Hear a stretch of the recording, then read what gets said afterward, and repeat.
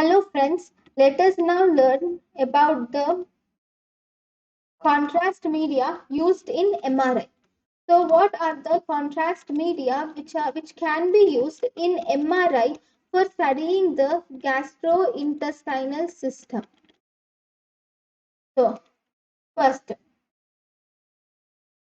is the goal of the contrast media in MRI is number one, to improve the anatomical differentiation of organs.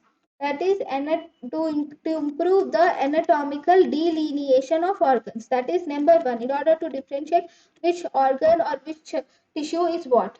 Number two, for better diagnosis of functional disorders, in order to find out which are functional disorders. The use of contrast media is to improve anatomical delineation and to improve the better diagnosis of functional disorders. So, if you see what are the ideal contrast agent or what are the ideal characteristics for MRI contrast agent or for contrast agent used in MRI in gastrointestinal tract in GIT studies.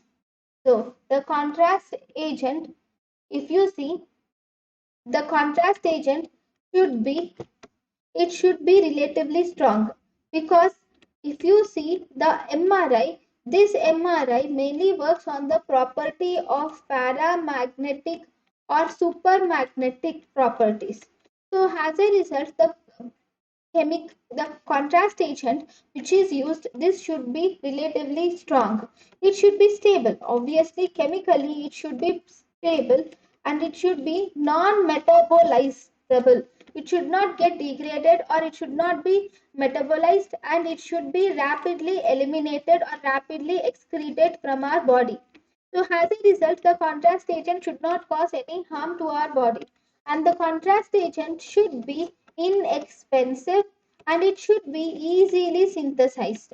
It should be inexpensive and it should be easily synthesized. Then we also have non-toxic doses. It should be non-toxic also. So the main ideal characteristics are, it should be relatively strong, stable, it should be non-metabolizable and rapidly eliminated, it should be inexpensive and easily synthesized, and it should be non-toxic. Now, the contrast agents which are used in MRI can be divided into two types.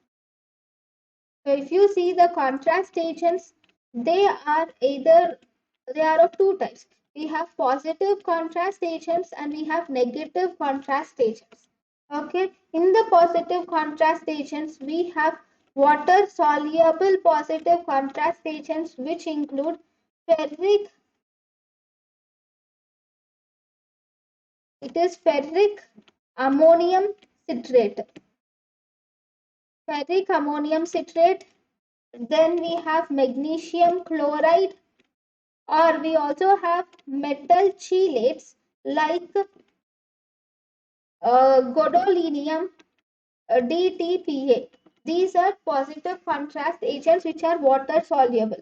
Second, water insoluble positive contrast agent is nothing but only one, which is olive oil is the water insoluble positive contrast agents.